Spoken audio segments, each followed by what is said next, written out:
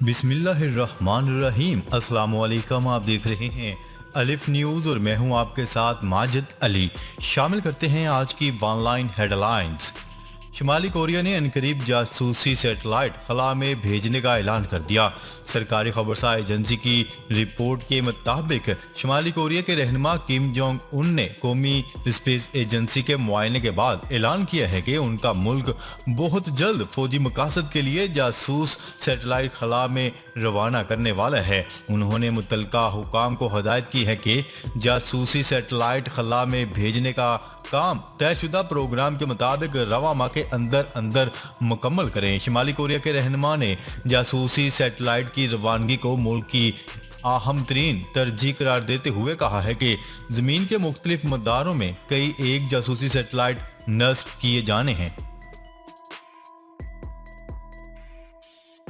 ایران کی اسرائیل کو سنگین دھمکی۔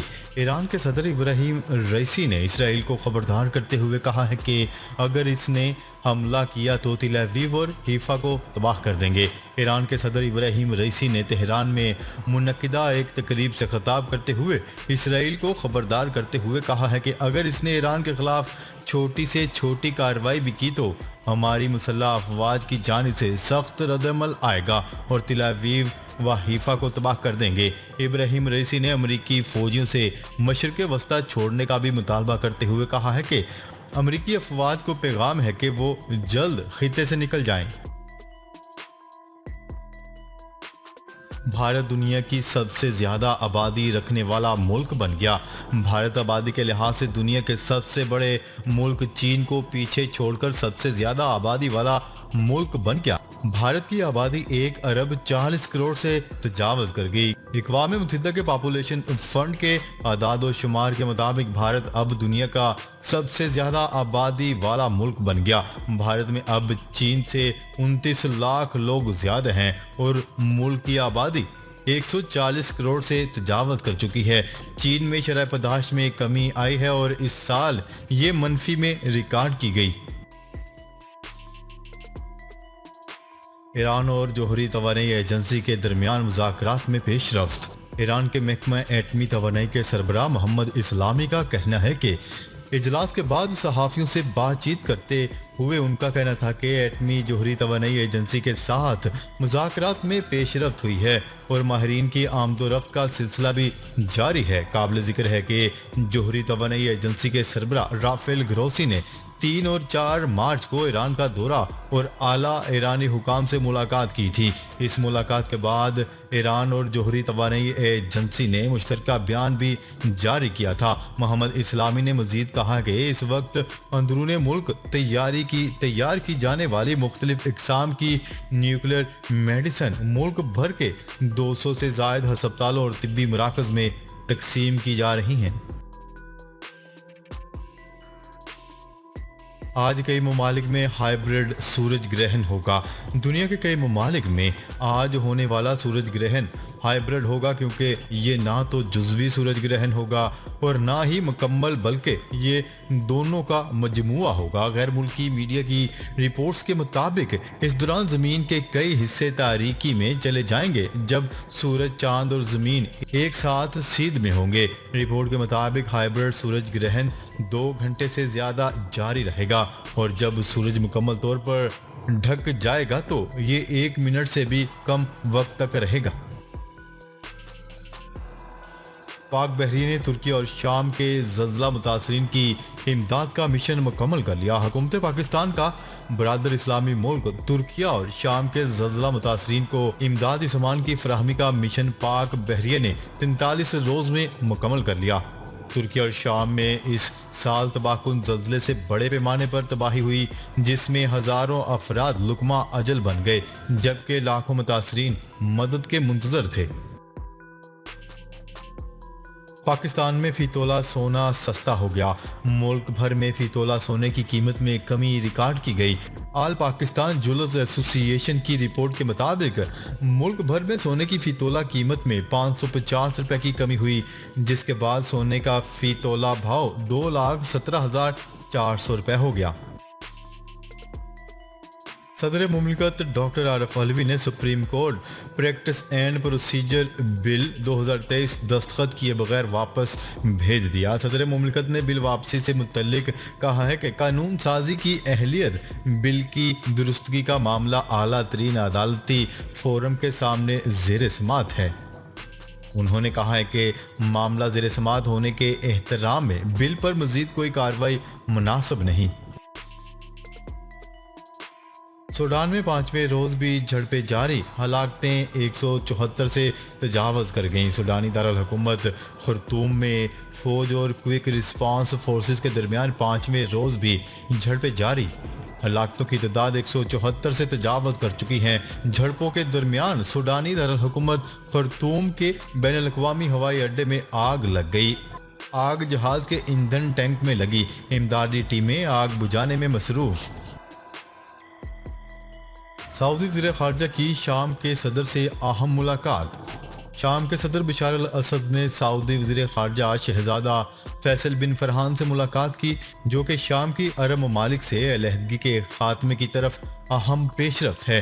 रॉयटर्स की रिपोर्ट के मुताबिक शाम में तवील खाना जंगी के नतीजे में बाकी अरब ममालिक से ताल्लुकात ख़त्म होने के बाद सऊदी अरब के किसी आला सफारतकार का ये शाम में पहला दौरा है। मामला संगीन हो गए। अक़वाम मुत्तहिदा का तालिबान हुकूमत को सख्त नताइज का इंतबाह। अक़वाम मुत्तहिदा ने तालिबान हुकूमत को खबरदार करते हुए कहा है कि अगर ख़वातीन अमले को काम करने की इजाज़त नहीं मिली तो मई में तमाम ऑपरेशंस बंद करके अफगानिस्तान से वापस चले जाएंगे। आलमी खबरसां इदारे की रिपोर्ट के मुताबिक अफगानिस्तान में अक़वाम मुत्तहिदा ने अपना मिशन जारी रखने पर नज़रसानी करते हुए ऐलान किया है कि अफगानिस्तान में इमदादी काम ख़वातीन अमले को काम करने की इजाज़त मिलने से मशरूत है। चीन का पाकिस्तान को स्पेस सेंटर मंसूबे के लिए 1 अरब युआन कर्ज देने का फैसला। चीन ने पाकिस्तान को स्पेस सेंटर मंसूबे के लिए 1 अरब युआन कर्जा देने का फैसला कर लिया। वफाकी काबीना ने मंसूबे के लिए कर्ज मुआहदे की मंजूरी दे दी। कर्जा सालाना 2% शरह सूद पर मिलेगा। न्यूज़ रिपोर्ट के मुताबिक वफाकी काबीना ने पाकिस्तान स्पेस सेंटर मंसूबे के क़याम के लिए चीन के साथ 1 अरब युआन कर्जे के मुआहदे की समरी सर्कुलेशन समरी के जरिए मंजूर कर ली। मई में मौसम के हवाले से बड़ी पेशगोई।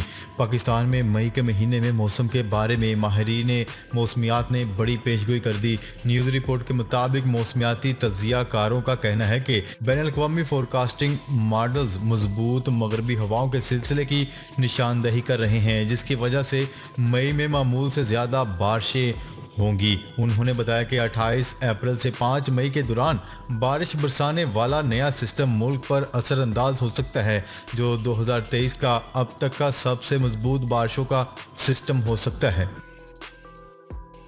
पाकिस्तान पर गैर मुल्की कर्जा 136 अरब डॉलर तक जा पहुंचा।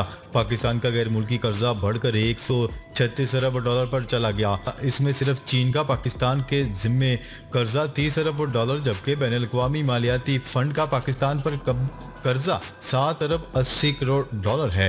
न्यूज़ रिपोर्ट के मुताबिक IMF के 7 अरब 80 करोड़ डॉलर के मुकाबले में चीन का पाकिस्तान पर कर्जा 3 गुना ज़्यादा हो गया है और चीन का पाकिस्तान पर कर्जा जो कि 30 अरब डॉलर है, ये रकम आलमी बैंक और एशियाई तरक्याती बैंक के पाकिस्तान पर मजमूई कर्जे से भी ज़्यादा है।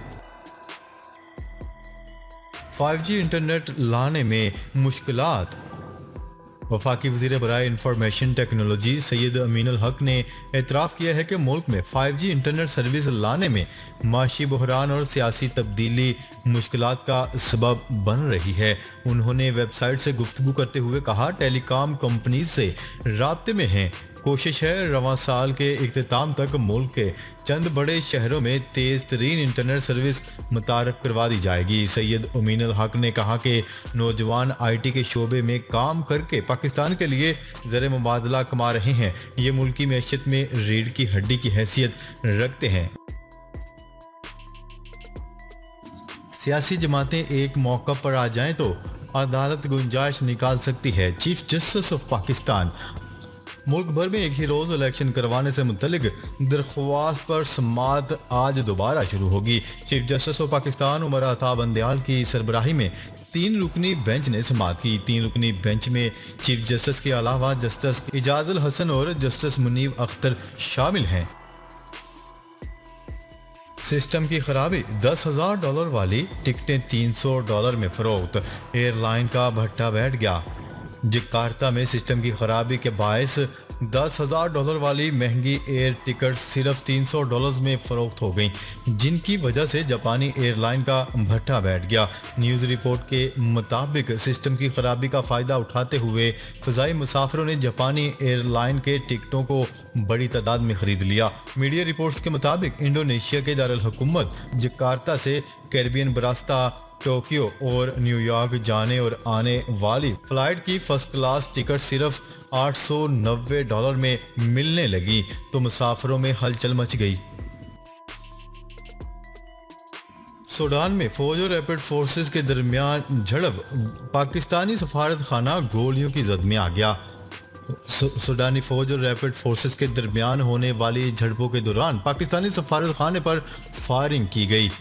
इस हवाले से सूडान में कायम पाकिस्तानी सफारत खाने ने समाजी राब्ते की वेबसाइट ट्विटर पर जारी करदा बयान में बताया कि झड़प के दौरान होने वाली फायरिंग से 3 गोलियां पाकिस्तानी सफारत खाने की इमारत को लगी। सूडान में कायम पाकिस्तानी सफारत खाने ने वाज़िया किया है कि सिक्योरिटी फराहम करना सूडानी हुकूमत की जिम्मेदारी है और पेश आने वाला ये वाक़या वियना कन्वेंशन की भी खिलाफ वर्जी है। नाजरीन, अब तक के लिए इतना ही। मजीद खबरें लेकर बहुत जल्द आपकी खिदमत में हाजिर होंगे। तब तक के लिए अपना ख्याल रखिएगा। अल्लाह निगहबान।